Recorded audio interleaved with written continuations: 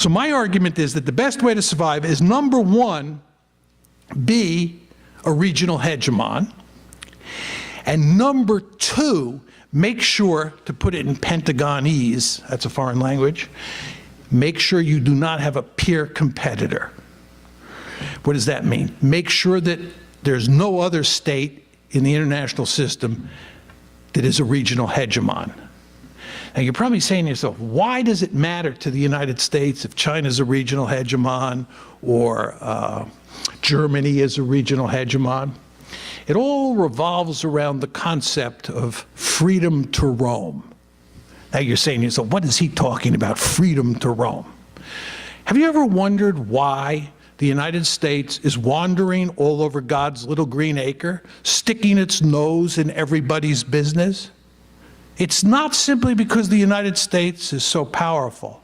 It's also because we are free to roam. And we are free to roam because we have no security threats in our own backyard.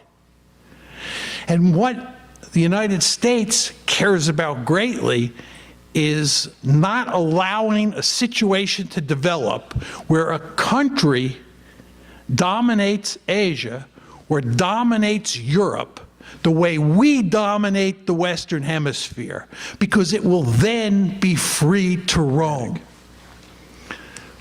Hi there, my name is Jeff Collins. I'm a PhD student at Carleton U, and my question has to do less about China and more effect on the U.S. as a regional hegemon. Yes. And again, to take that long-term 50-year view, Western Hemisphere, Americas, I was wondering if you can comment on Brazil and its rise as an economic and military power in the South.